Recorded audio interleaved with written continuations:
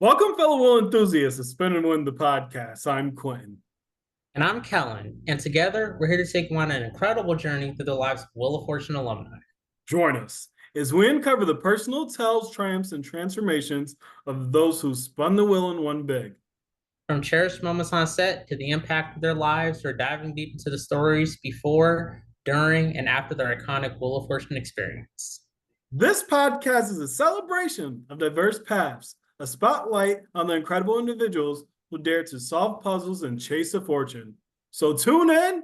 And let's spin the wheel. All right, here we go. Tonight we have Tammi Barker. Tammy, how are you?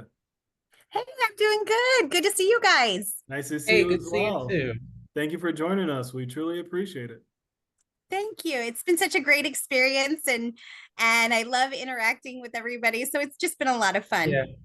Out of cars, is that the same shirt you wore on your tape date? It is not. It is, Oh, but it's a similar color actually. yeah. Now that you say it, let me think. So I did wear a green shirt. I was on Team Yellow. I think, are you on yellow also? Me? Yeah. I was blue both times. Oh, you were blue. Okay. So yeah, I was wearing a green shirt, it had a V-neck. It was something similar, but it was not the same one. But I did wear my name tag. Can you see it? Yeah, I wore it for you. I love Cool. it. So, Tammy, first things first, can you please tell us about yourself? Sure. Well, my name's Tammi Barker Nielsen, and first and foremost, I'm a wife and a mom, and I come from Northern California, where I live in this really kind of like a Hallmark fun little town called Livermore. It's a wine country area in Northern California. I work, I do all the mom things, I do all the wife things. I come from a big family, and I've been a Wheel of Fortune fan since, honestly, as long as I can remember. Wow, that's awesome. Can you tell us where your Wheel of Fortune journey began? Can you bring us back to the very beginning on when you started watching it and what made you want to apply? Well, I'll tell you, it literally has been, I remember being sitting on my great grandmother's carpet watching it with her. And it was the time when they did Shop the Showroom, so the contestants would win. And rather than just getting the money or like the trip as you do now, there was this incredibly magical showroom where you picked your washer and dryer, or this new thing called a VCR, or a giant microwave, or so it was, I literally remember from being very, very young, having it be a consistent in my life, literally from the time I was little to now, and I'm playing with my own kids now nightly, so it's, for me, it the whole thing was full circle, and a little bittersweet because like my great grandmother and my grandparents are no longer with us. So um being there, especially the day of, you're Right. thinking of all of those emotional things, and you're excited about the opportunity and the lights and the camera and all, and so it just really, the whole thing has been a overwhelming bucket list experience for me. Wow, that's Oh, awesome. cool. So, like, how did you get to audition for the show and even, getting to play? Well, so I auditioned on a whim where somebody had, I wish I could remember who the gal was, but she did like a commercial, where she's like, if you want to be a contestant like me, send in your video or I something think like I that. think I know who it is. Do you? It was just like a little quick blurb, right? Wait, was it And like on the website? no, Okay. Oh, it was on one night. I think it was after a show, or it may okay. have I even, probably yeah, I heard. think it was on after a show one time. And so I thought, maybe like that is a dream come true kind of thing, but what are the chances, right? Yeah. Yeah, right. Everybody wants to be on, right? So I thought, sure, and then to be really honest, my daughter, she's 14, she's involved in theater, and she has been um she's had a lot of experiences and things, but I always tell her, you just have to be brave for a few minutes. And then my son is in middle school and he had some new experiences. And I would tell him, you only have to be brave for a few seconds, and then things might work out your way. You never know. And so I thought, I'm given this advice. I probably should take it. Like, what do I have to lose? Zero. Right. So I did a quick little video online that just introduced myself and said that, I've loved the show forever.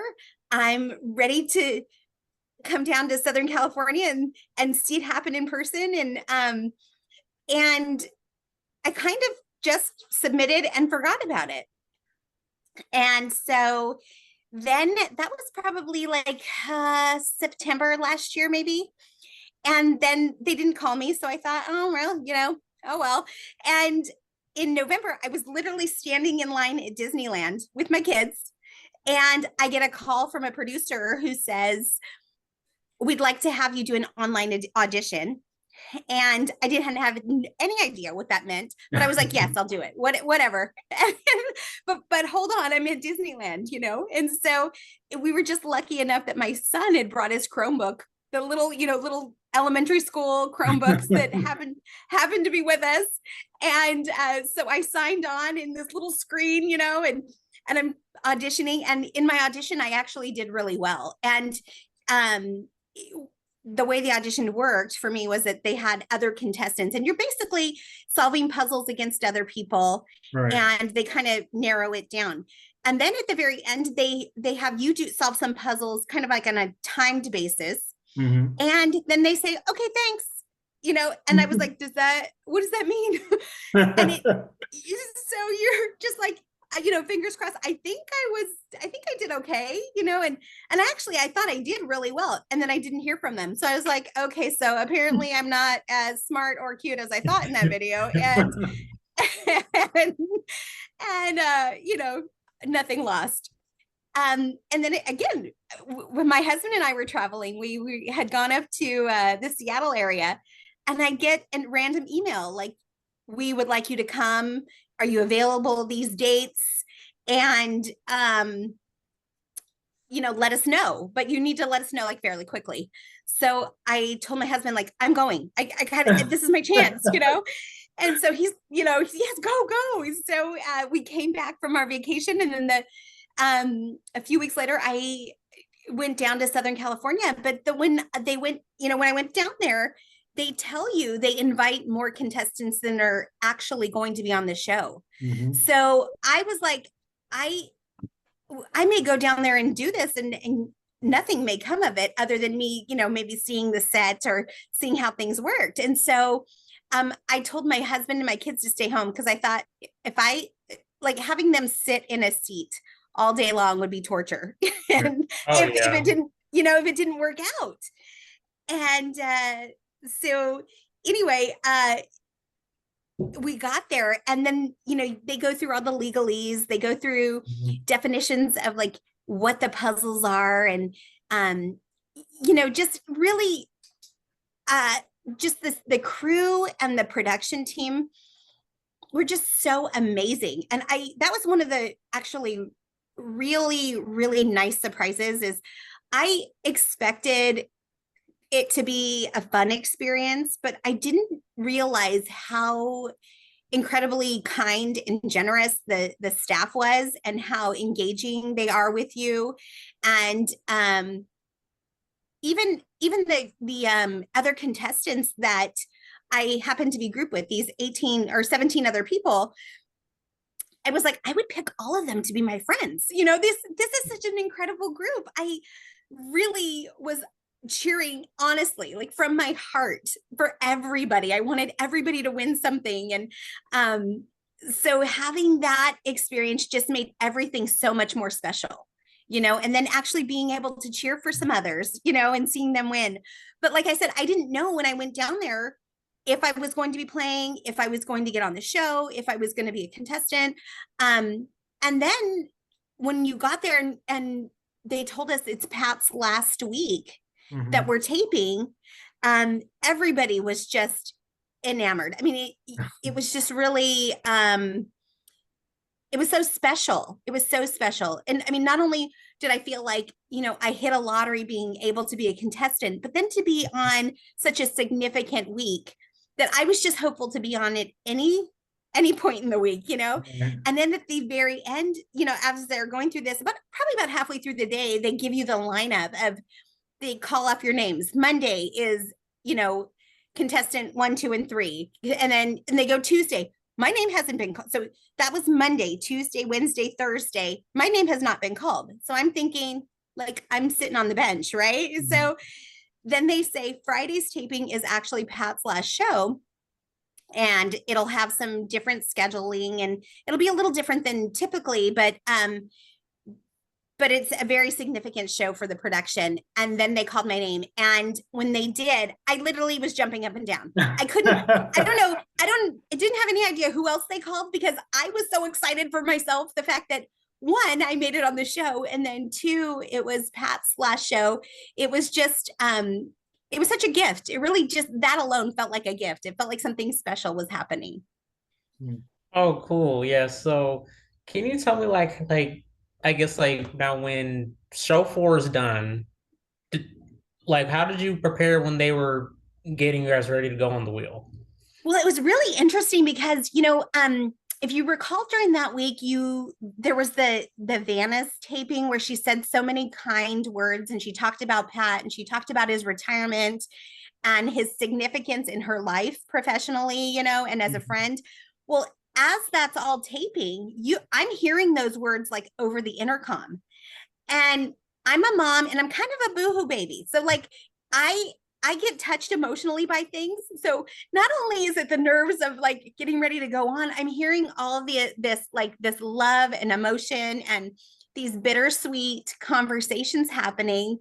And I'm like, okay, pull it together. You can't lose it now. You got to go on in a second here and you got to be able to remember the alphabet. Right. So, it was a very, it felt like really bittersweet, the whole taping, because you knew something significant was happening. And it was like I said, the staff was so kind and warm.